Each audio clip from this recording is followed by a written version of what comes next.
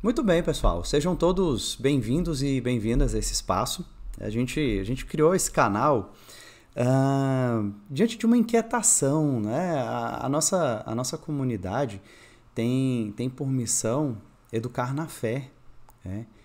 E a gente não tem explorado tanto esse espaço, né? A gente tem usado pouco esse espaço, né? E se Deus nos confia essa missão de educar na fé, a gente tem que ocupar esse lugar, né? A gente tem que trazer o magistério da igreja, tem que trazer as escrituras para cá, tem que fazer esse serviço de educar na fé também aqui pelo YouTube. Então é nesse propósito que a gente criou esse canal, né? Para que a gente também aprofunde a formação dentro da comunidade. Às vezes a gente tem pouco tempo nas nossas reuniões, né? Às vezes a gente sente a necessidade de ter mais tempo mesmo para se aprofundar, de estudar, de entender melhor uma passagem, de entender melhor a doutrina da igreja. Então, para a gente tentar suprir um pouco essa necessidade, né? E isso que eu sei que é desejo de muitos, a gente criou esse canal, tá? Para ficar compartilhando material, para trazer alguns estudos, fazer alguns aprofundamentos.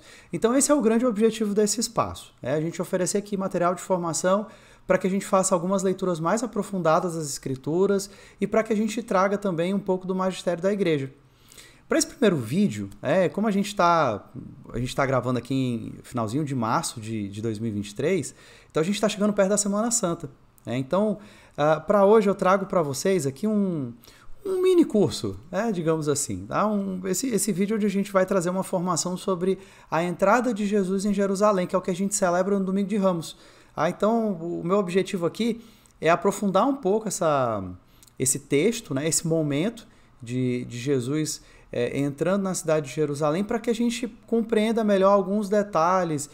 Tem coisa que passa batida e até algumas coisas que às vezes não são tão bem explicadas. Vou citar uma logo de cara para vocês.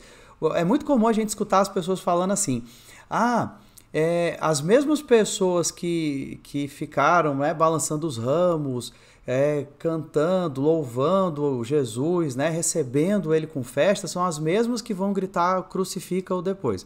Uma coisa que a gente vai descobrir aqui é que não eram bem as mesmas pessoas não, tá? A gente vai ver até pelo texto do evangelho mesmo que a gente tem uns indicativos. O próprio Bento 16 nos faz essa condução. Inclusive, para esse mini curso, né, a referência que eu vou usar aqui é o livro Jesus de Nazaré, do Bento 16, tá? Bento 16 é a referência, né?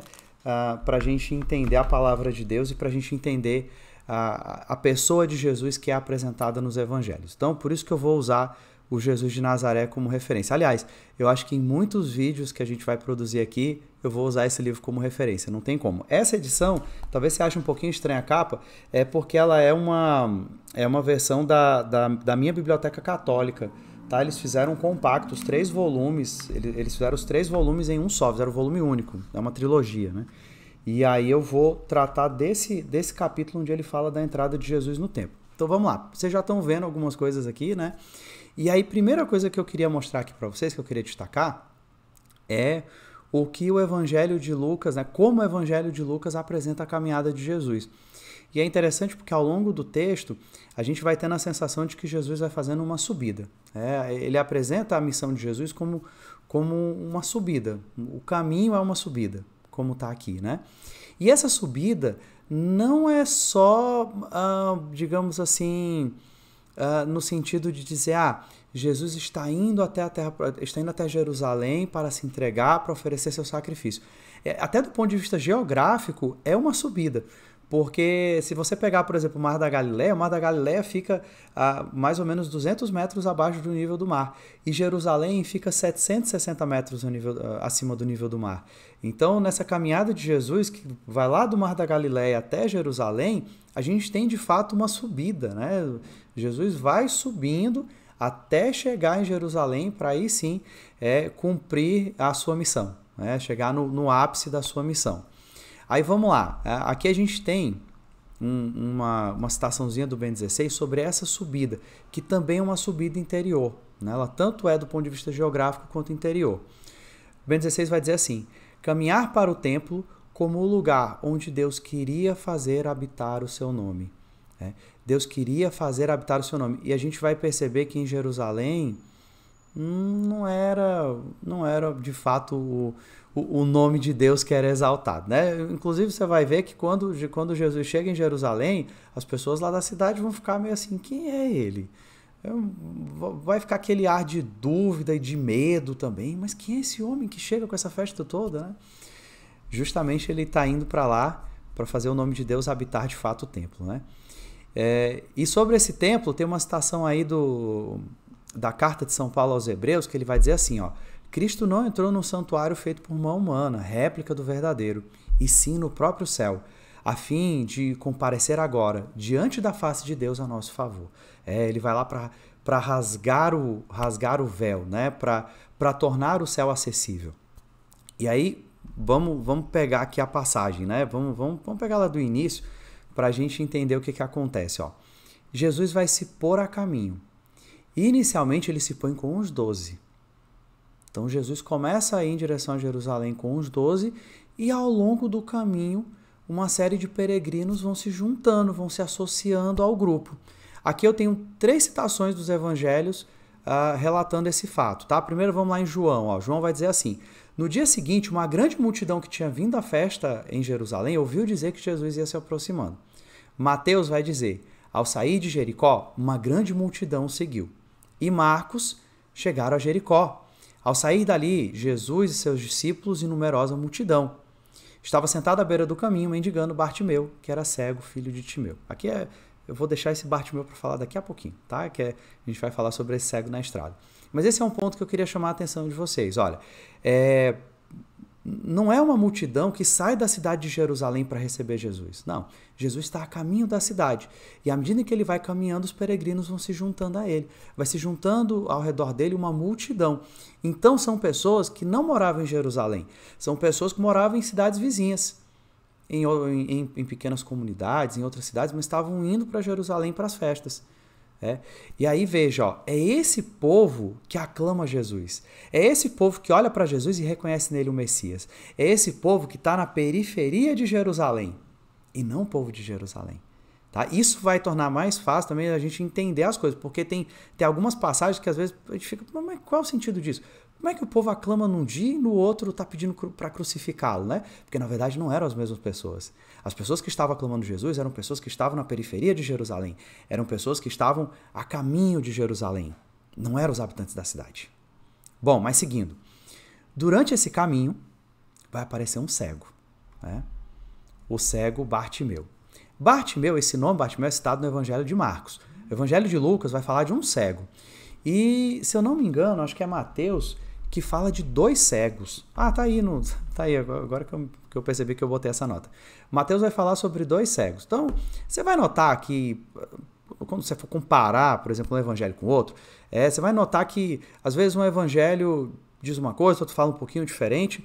Lembra que esses textos eles foram escritos muitos anos depois, né, desses acontecimentos. Então, às vezes, de um ano para o outro, uma mesma situação, uma pessoa conta de um jeito, outra pessoa conta de outro, um detalhe ou outro muda. Mas o fato havia pelo menos um cego na estrada. E a gente vai usar aqui a referência de Marcos, né? Havia esse cego chamado Bartimeu. Eu vou pegar a passagem, tá? Tá lá em Marcos 10, deixa eu pegar ela aqui rapidinho, só para chamar a atenção dela, tá? Marcos 10, espera aí que eu tô em Mateus, vou botar aqui em Marcos 10, ó.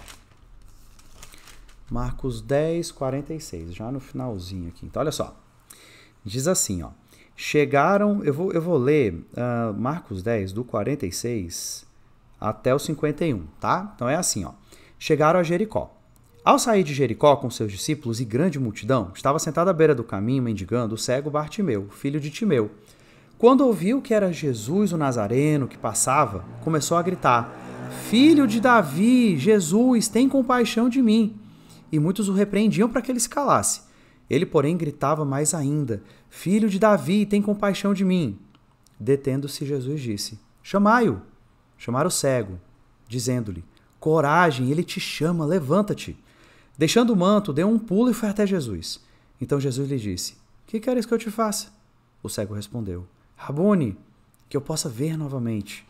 Jesus lhe disse: vai, tua fé te salvou. No mesmo instante ele recuperou a vista e o seguia no caminho. Palavra da salvação, glória a vós, Senhor. Outra coisa, ele recuperou a vista. Então eu queria falar algumas coisas aqui rapidinho sobre o Bartimeu. Ele recuperou a visão, então ele enxergava antes. E por alguma situação ele perdeu a visão. Logo depois que ele tem esse encontro com Jesus, pede a cura e a cura vem, ele segue Jesus pelo caminho. Aqui eu queria parar para a gente fazer uma rápida reflexão, porque é muito importante que a gente não se prenda só a conhecer, a entender o texto, entender os detalhes do texto. Mas é importante que em alguns momentos a gente faça paradas também e permita que essa leitura, né, que o texto sagrado, ele também nos toque, né, ele também transforme a gente. Não adianta nada saber um monte de coisa se isso não se transformar em vivência, se isso não te transformar de alguma forma. E aí eu queria parar um pouco para falar sobre Bartimeu, até pelo seguinte, essa fala dele, né? Jesus, filho de Davi, tem compaixão de mim, que você pode traduzir, por exemplo, como Jesus, tem piedade de mim. Essa fala de Bartimeu é a referência para o ato penitencial. Quando a gente fala, Senhor, tem piedade, Jesus, tem piedade, a gente está falando como Bartimeu. Né? Inclusive, essa pode ser até uma boa experiência para a gente fazer. Tá lá na missa, na hora do ato penitencial, você pode fazer até uma experiência de Lexio Divina com isso, né? Se imagina como esse cego na estrada, essa pessoa que já tinha conseguido perceber a luz, mas já não enxergava mais nada, queria enxergar a luz novamente, queria perceber a luz de novo, né? E aí nesse desejo, até nesse desespero, dizer, Jesus, filho de Davi, tem piedade de mim, tem compaixão de mim, me faz ver de novo. E quantas vezes a gente não fica cego ao longo da vida? E aí eu falo, claro, não fisicamente, mas espiritualmente mesmo. Quantas vezes a gente fica cego para determinadas situações? Quantas vezes a gente fica cego para as necessidades do outro, para a dor do outro? A gente vai ficando insensível nessa sociedade maluca que a gente vive, né? Então que nesse momento, até quando a gente estiver na missa, no ato penitencial, que a gente faça também essa experiência. Que a gente não diga automaticamente, Jesus tem piedade. Não, mas que a gente se coloque como esse cego, como essa pessoa que deseja a luz de novo. E diz, Senhor, tem piedade, vem me curar das minhas cegueiras, né? Vem me curar da minha insensibilidade, de tantas cegueiras que a gente pode nomear pela nossa vida, né? Claro, no plano espiritual. Então, que esse trecho aqui, né? Que a gente possa também parar para refletir um pouco sobre ele, né? E uma coisa muito bonita, logo em seguida, né, assim que ele é curado, ele vai seguindo Jesus pelo caminho. Então, ele reconhece a divindade de Jesus, ele reconhece Jesus como Messias e passa a segui-lo. E essa deve ser para nós também a dinâmica da cura. Jesus nos cura, a gente recupera a visão, a gente volta a enxergar a luz de novo. A gente segue Jesus no caminho. Bom, aí seguindo, olha, lá no Evangelho de Mateus, eu vou voltar, aliás, eu vou seguir em Marcos mesmo, tá? No capítulo 11, ele vai dizer assim, ó, ao se aproximarem de Jerusalém, perto do Monte das Oliveiras, enviou 2 dos seus discípulos, dizendo-lhes, ide ao povoado que está à vossa frente. Entrando nele, encontrareis imediatamente um jumentinho amarrado, que ninguém montou ainda. Soltai e trazei-o. E se alguém vos disser, por que fazeis isso? Dizei, o Senhor precisa dele, e logo mandará de volta. Foram e acharam um jumentinho amarrado na rua, junto a uma porta, e soltaram. Alguns dos que ali se encontravam disseram, por que soltais o jumentinho? Do jeito como Jesus tinha dito, né? Responderam como Jesus havia dito e eles o deixaram partir. Aqui é um detalhe que pode passar batido, mas olha só que interessante. Aqui nós temos aquilo que a gente chama de direito régio. O direito régio da requisição dos meios de transporte, que era uma tradição da antiguidade. Então você poderia requerer um meio de transporte, um cavalo, um jumentinho, né? Um meio de transporte, dizer, o rei está precisando, a gente vai usar, depois a gente devolve. Aqui a gente tem também um sinal dessa divindade da realeza de Jesus, porque ele lança a mão, ele não abre mão, ele lança a mão, ele usa, né, o direito régio da requisição dos meios de transporte. Tem essa referência também em Mateus e em Lucas. Eu li a de Marcos, tá? Mas você pode pegar isso daí também. E isso faz com que se cumpra a profecia de Zacarias, lá em Zacarias 9, versículo 9. O texto está aqui, eu vou ler como está aqui na tela, tá? Exultai de alegria, filha de Sião. Solta gritos de júbilo, filha de Jerusalém. Eis que vem a ti o teu rei, justo e vitorioso. Ele é simples e vem montado num jumento, no potro de uma jumenta. né? Então aqui também se cumpre a profecia de Zacarias, que não é simplesmente uma questão de cumprir, mas é também mostrando a simplicidade de Jesus. Enquanto lá em Jerusalém as pessoas esperavam um Jesus, um Messias revolucionário, um Messias que organizasse um conflito, uma revolução para libertar o povo, o rei que se apresenta, o Messias que se apresenta é completamente diferente. Inclusive uma coisa, só abrindo um parêntese rápido, né? Uma coisa que a gente vai comentar depois, em outro vídeo. Uma das coisas que as pessoas estranham, por que o povo pediu para soltar Barrabás e não Jesus, né? Barrabás era um bandido? Se você ler superficialmente o evangelho, você vai pensar que era um bandido. Mas, na verdade, Barrabás, se a gente vai para a estrutura do nome dele e para as revoltas messiânicas que havia na época de Jesus, a gente vai perceber que Barrabás não era um bandido. Na verdade, ele era um líder revolucionário. Havia uma série de revoluções na época de caráter messiânico e eram sempre encabeçadas por alguém que era visto como Messias. E Barrabás era um desses. Ele não era exatamente um ladrão. Na verdade, ele era um outro Messias. Então, quando Pilatos coloca o povo para decidir, ele está confrontando dois modelos de Messias. E aí o povo escolhe aquele Messias que liberta pela guerra, que liberta pela revolução, que liberta pela morte. Tá? E aí, como é que Jesus se apresenta? E aqui pegando o que Ben 16 fala. Jesus se apresenta como um rei que quebra os arcos de guerra, como um rei da paz, como um rei da simplicidade, como um rei dos pobres. É um rei que é completamente diferente daquilo que as pessoas esperavam em Jerusalém. E aí esse é o detalhe importante, né? As pessoas em Jerusalém vão ficar assustadas e curiosas quando vem Jesus entrando. Não são as pessoas de Jerusalém que aclamam Jesus, são as pessoas da periferia que estavam lá indo em direção a Jerusalém. Bom, vamos lá. Outra coisa também que indica a realeza de Jesus, o estender das capas. Olha o que diz o Evangelho de Mateus. Então a multidão estendia os mantos pelo caminho, cortava ramos de árvore e espalhava-os pela estrada. O povo jogava os mantos pelo caminho.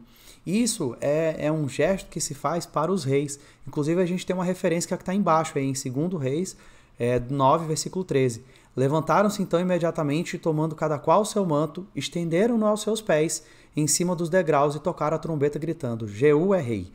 Então, essa atitude de estender os mantos também mostra a realeza de Jesus. E as pessoas entoavam cânticos, né? Inclusive, elas citavam trechos do Salmo 118, bendito que vem em nome do Senhor, né? Enfim, né? Esses são alguns dos pontos, né? Alguns dos pontos importantes para a gente aprofundar a nossa leitura. Tá? E sobre o povo de Jerusalém, eu queria aproveitar, até citar aqui uma coisa que Bento XVI diz. Olha só que interessante. Os 3 evangelhos sinóticos, mas o de João também, mostram claramente que a cena da homenagem messiânica a Jesus se realizou à entrada da cidade, não foi dentro da cidade. Essa multidão que recebe, que entoa hinos de louvor, que acena com os ramos, né, é o povo que estava na entrada da cidade, sendo seus protagonistas não os habitantes de Jerusalém, mas aqueles que acompanhavam Jesus entrando com ele na Cidade Santa.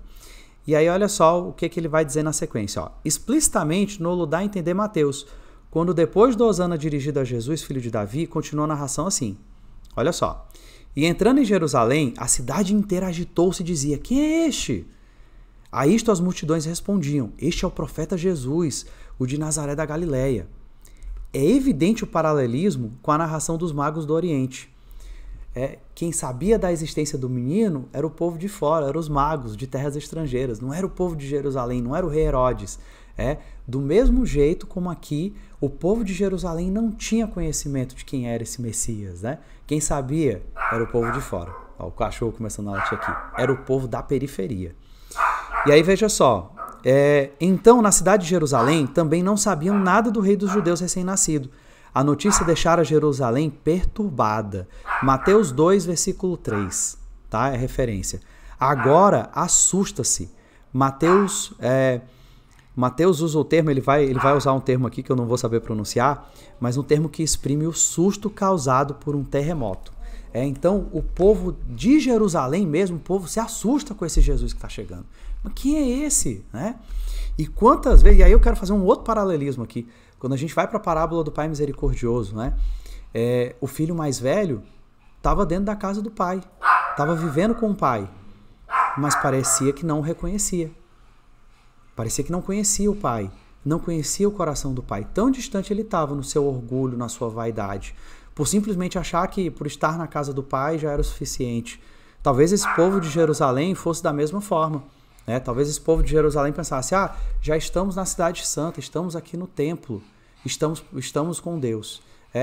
E aqui também fica um chamado para a gente, né? Quantas vezes a gente também não se engana pelo caminho, quantas vezes a gente também não se assemelha a esse povo de Jerusalém, que começa a enxergar a fé de forma distorcida, e aí quando for confrontado mais adiante, vai escolher Barrabás e não Jesus, porque acha que entende a fé, acha que compreende o caminho, mas na verdade está distante dele. Que esse também seja um ponto de reflexão para que o nosso coração se volte para Deus, para que não seja apenas um entender a passagem, um aprofundar-se na passagem, mas que também se reflita numa transformação no coração da gente, que a palavra nos transforme. Bom, acho que a gente já falou muito, né? Fico por aqui, que Deus nos abençoe, nosso Senhor, nosso Deus, nosso tudo, ponde em nós vossas mãos de Pai. A gente se encontra no próximo vídeo e coloque nos comentários aí sugestões de temas, o que vocês querem que a gente discuta aqui, tá bom? Grande abraço, que Deus nos abençoe.